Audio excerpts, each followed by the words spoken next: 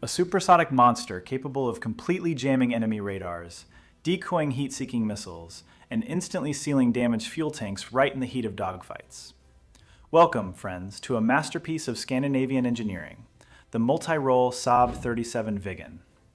It was designed not just as a fighter jet, but as a resilient digital fortress ready to face entire enemy squadrons alone. How did neutral Sweden, at the height of the superpower standoff, manage to create one of the most high-tech aircraft of its time entirely on its own? Why was the Viggen's cockpit protected by armor plates on par with ground attack aircraft? And why could its fuel tanks self-seal punctures from enemy fire mid-flight? And what role did a secret Doppler navigation system, which gathered speed and drift data in fractions of a second, play in the superiority of this fighter? I will answer these and many other questions in order. I highly recommend watching this video until the end so you do not miss anything important. Let us begin. An ordinary forest road. Just over 20 degrees Celsius, a light breeze carrying the scent of pine needles. A truck loaded with timber drives past, followed by a station wagon towing a boat trailer. The road markings are fresh and yellow, nothing unusual. 17 minutes later, on this very stretch of asphalt, the landing gear of a 17-ton machine will touch the ground. The touchdown speed is about 280 kilometers per hour. Thrust reversers engage almost instantly, and where a normal road marking lay just a second ago, a jet fighter now stands. This is not a movie scene. This is a standard procedure practiced dozens of times a year by the pilots and technicians of a small northern country, Sweden. At the time of these events, its population was around 8 million people, a country that had formally avoided open armed conflict for nearly 2 consecutive centuries. Yet, a country that built one of the most technologically advanced combat aircraft of its time, entirely on its own.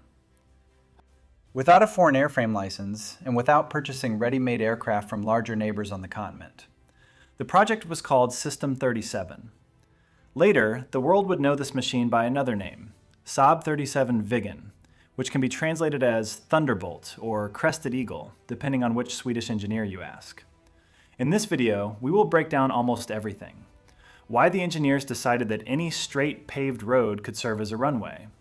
How a small company in the provincial town of Linköping created an onboard computer in those years when an ordinary calculator took up half a room. And why the wing shape, which contemporaries considered a strange quirk, would appear decades later on almost every modern fighter aircraft on the planet. But we should not start with blueprints or test flights. We must start with a single, simple question that Swedish generals and engineers asked themselves in the mid-20th century.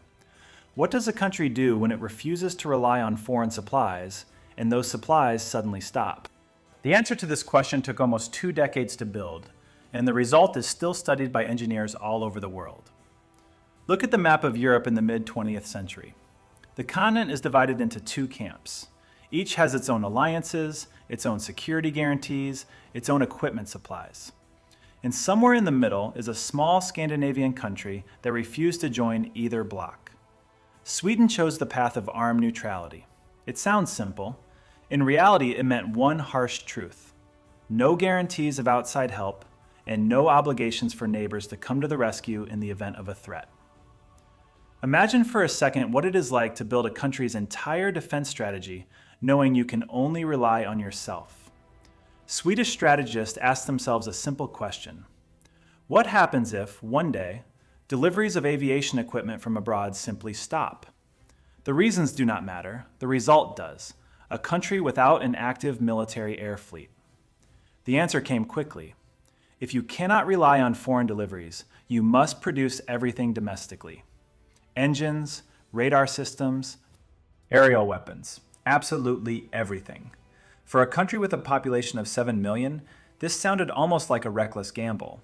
For comparison, during those same years, giant aerospace corporations across the ocean possessed resources that exceeded the entire budget of Sweden several times over.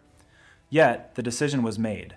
Saab, previously known for modest passenger and military projects, was given a task of national importance: create not just an aircraft, but a completely independent national air defense system, from scratch. A few years later, a project would emerge from the drafting rooms of the small town of Linköping that would baffle aviation engineers worldwide: But before we talk about wings and engines, we need to understand exactly what task was set before the designers, because the list of requirements laid on the engineers' desks at the start of the project looked like a list of impossibilities. The list of requirements for the new aircraft fit on just a few pages, but each point on its own could have been a separate scientific thesis. The first requirement was multirole versatility. A single machine had to intercept aerial targets, conduct reconnaissance, and strike ground targets. Previously, 3 different types of aircraft were built for these roles. Here, they demanded one airframe for all tasks. The second requirement was much harsher. A takeoff run of no more than 500 meters, a landing run of about the same. A standard runway at a major airport requires 5 or 6 times more space. Imagine being asked to accelerate a freight train within the length of a football field. That is roughly what it looked like on paper. In the design bureau, a conversation might have gone something like this. 500 meters? Yes. That is the length of a stadium with a little room to spare. Exactly. The reason for this strictness was pragmatic to the limit. Large airfields are easy to detect and easy to disable with a first strike. This meant they had to eliminate reliance on such airfields altogether. And here is a fact that made the jaws of aviation engineers of that era literally drop. The machine had to be able to take off and land where ordinary public roads run today. A straight stretch of highway, a reinforced shoulder, a paved forest clearing. No one in global combat aviation had done this on such a massive scale. Fighter jets were built for airfields. Here, the airfield was built to match the scale of the country's entire road network. The third requirement concerned speed. The machine had to operate confidently near the ground at near-sonic speeds and exceed the speed of sound at high altitudes. 2 completely different flight regimes in one fuselage. And here, a question arises that any sensible engineer of those years would have asked. How do you physically combine a short takeoff run, high maneuverability, and supersonic speed into a single aerodynamic configuration? Standard solutions would not work. The classic wing of a jet fighter simply did not provide the necessary lift at low speeds.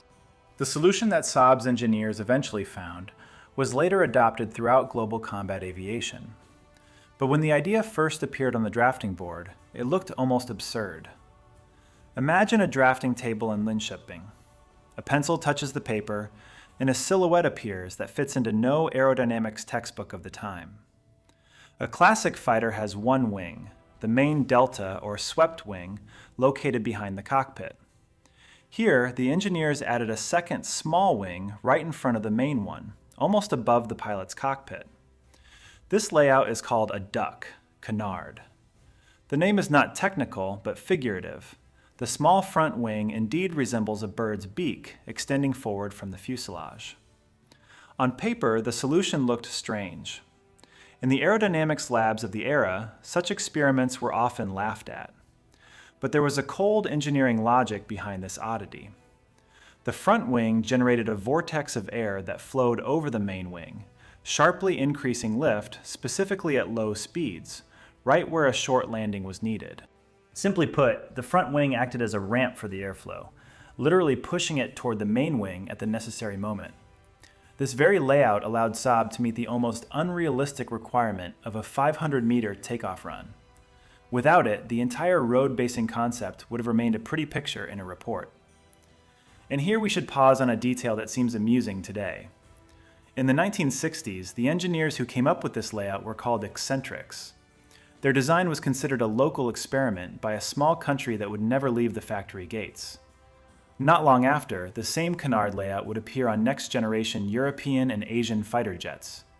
What seemed like a quirk of a single Scandinavian company would become a global standard for highly maneuverable combat aircraft.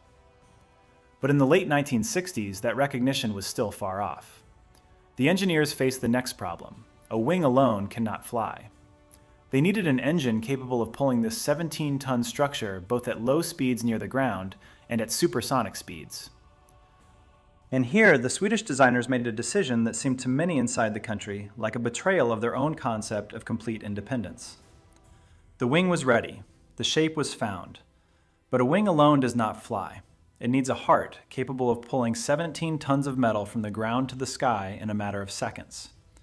And here, Swedish engineers faced the decision that seemed to many in the country like a betrayal of the whole concept. Developing a completely new jet engine from scratch takes years, sometimes even a decade. The System 37 program did not have that kind of time. Saab's management made a decision that caused debate even within their own design bureau. Are we building the engine ourselves? There is no time. We will take a proven American foundation. But what about the whole idea of complete independence? The concept stands. There will simply be a foreign heart inside, modified by us. They used the Pratt & Whitney JT8D engine as a base, which was already successfully powering commercial airliners around the world at the time.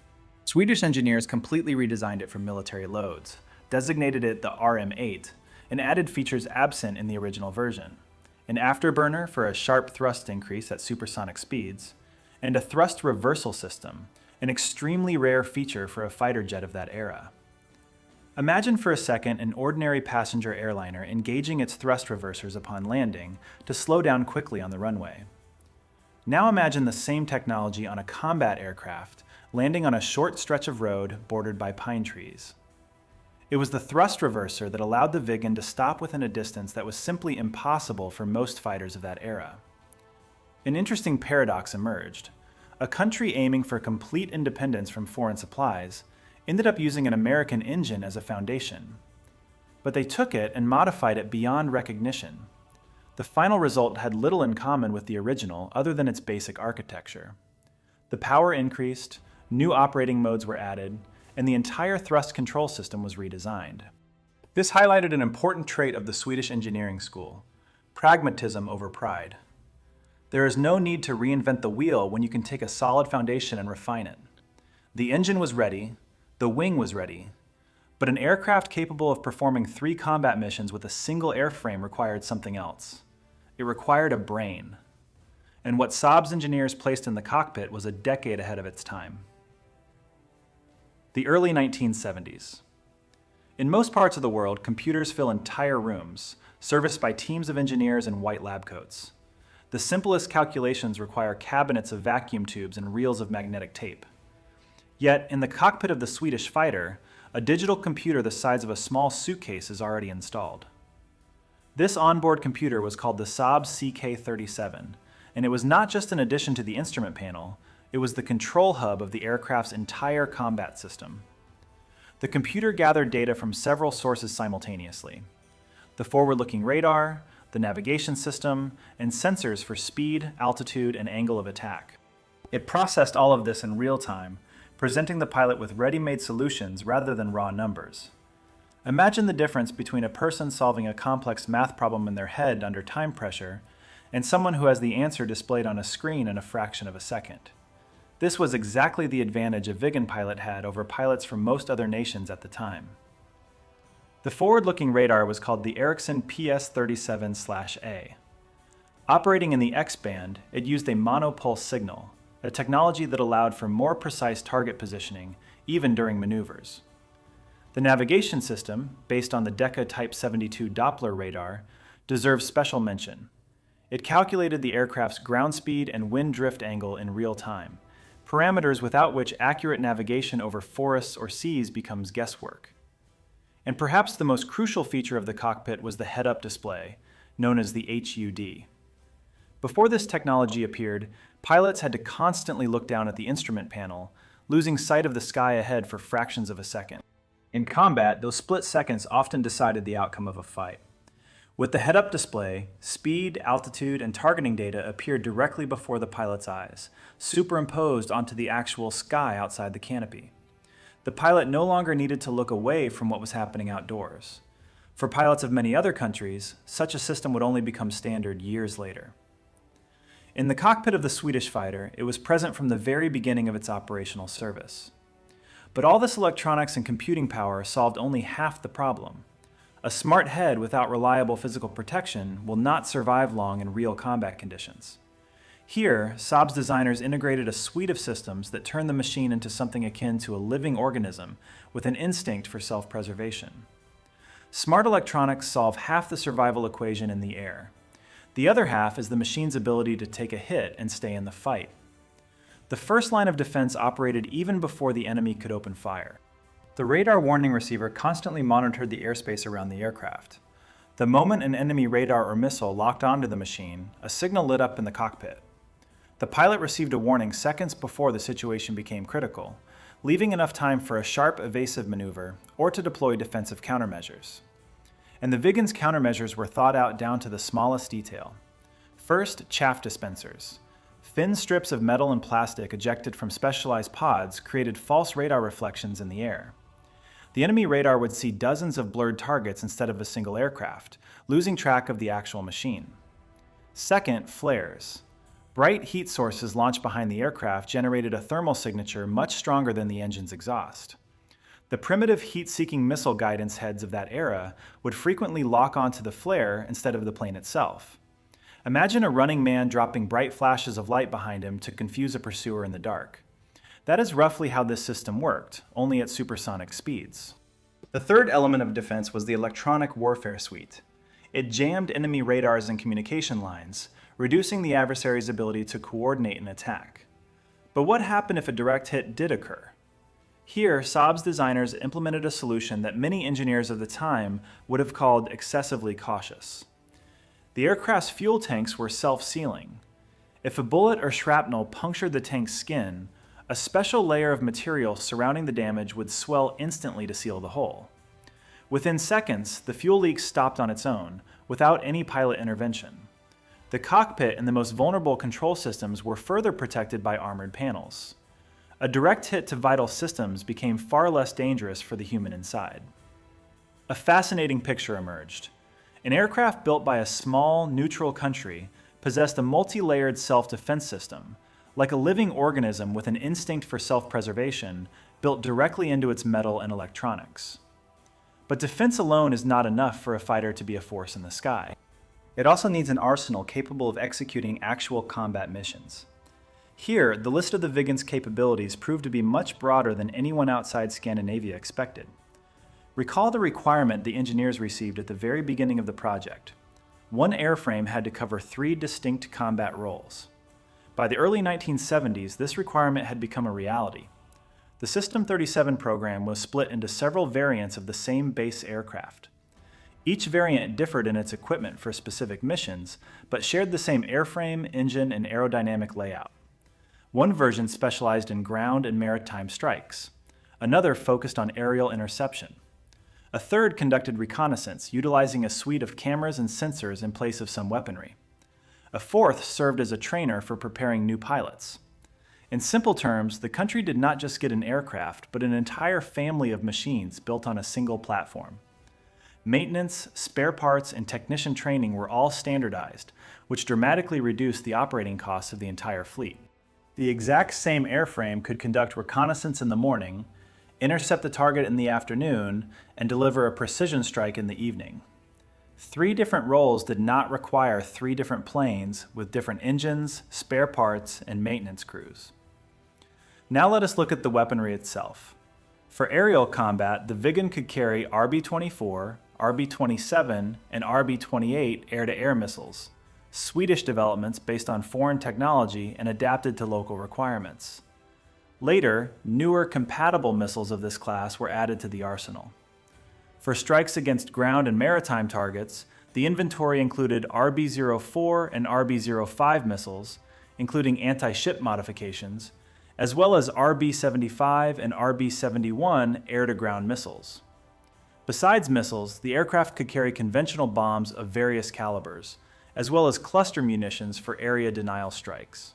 Imagine the same machine taking off in the morning, armed with anti-ship missiles for a mission over the Baltic Sea, returning a few hours later to the same forest road, being rearmed by a pair of technicians, and taking to the skies once again, this time with a completely different payload for a totally different mission. This flexibility made the Viggen a truly versatile aircraft for a country that could not afford to maintain dozens of highly specialized combat aircraft types. But combat capabilities are only half the story. The other half unfolded not in the air, but on the ground, where ordinary roads were transformed into a network of combat airfields scattered across the country. The aircraft was ready, the engine was ready, the weaponry was ready, but all this engineering power would mean nothing without one crucial element, a system that allowed the machine to hide from a strike before the battle even began. The Swedish military called this concept BAS 60. The idea was simple in theory and revolutionary in practice. Disperse the country's entire combat air fleet so that the adversary had no single target to destroy. Instead of a few large air bases, there were hundreds of small dispersal sites, stretches of highway, paved forest clearings, small strips near ordinary villages. Imagine a map of the country dotted with dozens of locations, any of which could turn into an active combat airfield at a moment's notice. No reconnaissance plane, satellite, or ground agent could track them all simultaneously. Each site included a minimal setup, a stretch of reinforced road for takeoff and landing, a parking area for the aircraft under the shade of the forest, and a small reserve of fuel and ammunition hidden nearby. But the most impressive detail of this system was not the hardware, it was the people. In most countries, servicing a combat fighter between sorties is the job of a team of highly trained, specialized technicians, a process that can take hours. Sweden placed its bet on a conscript army. A young man who had just finished his compulsory service, without a degree in engineering, underwent an intensive training course. Afterward, he could service the aircraft between combat sorties, either alone or as part of a minimal crew. Refueling, rearming, basic systems checks. No more than 10 minutes was allotted for all of this.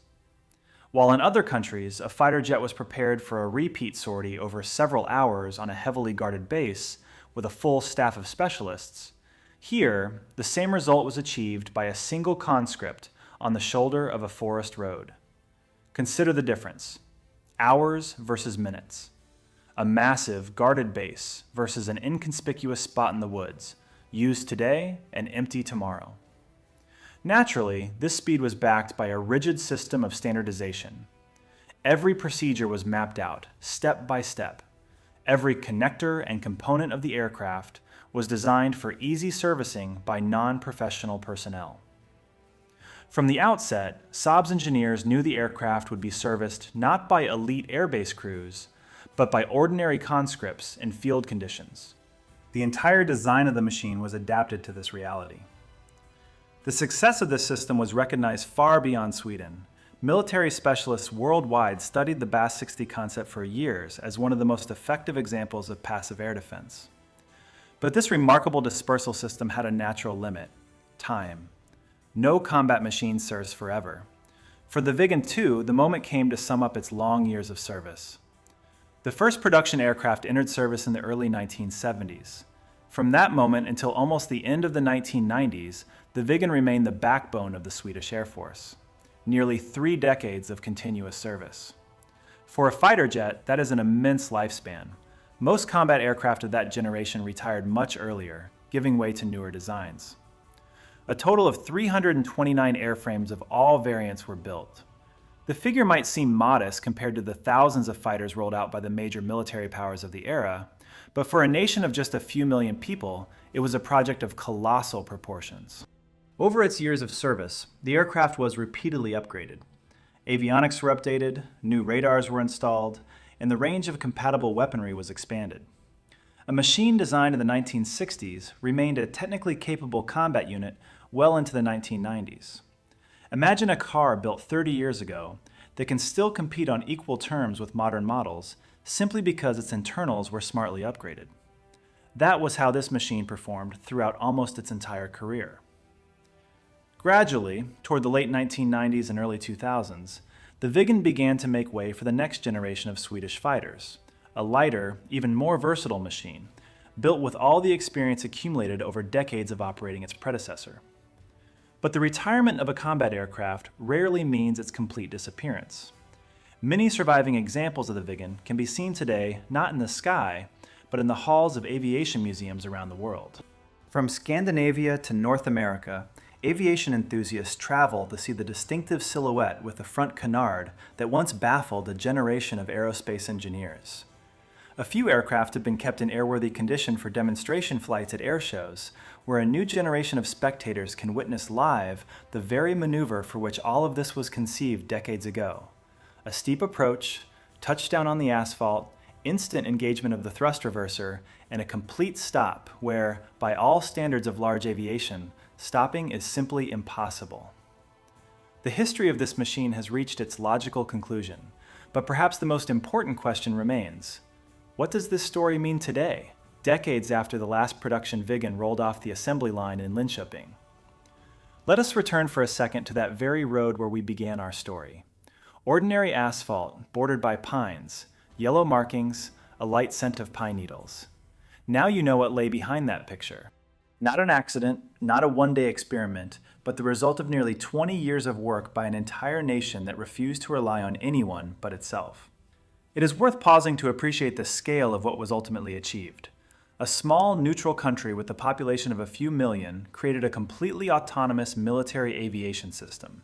Its own airframe, its own heavily modified power plant, its own onboard computer in years when computing power of this level was considered a privilege of superpowers. Its own dispersed basing network, which had no equal in terms of operational scale. Each of these decisions on its own could be called bold, but brought together in a single machine, they created something far greater than just a fighter jet. The Canard wing design, which was called a quirk of a small Scandinavian company in the 1960s, is now in service with the world's largest aviation powers.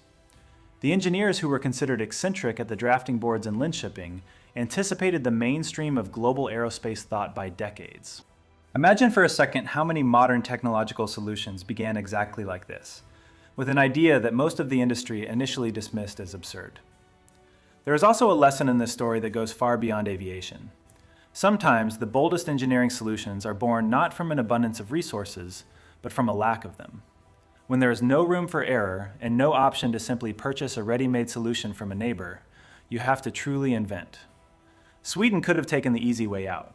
They could have purchased ready-made fighters from larger powers, aligned with a political bloc, and shifted the burden of defense onto others.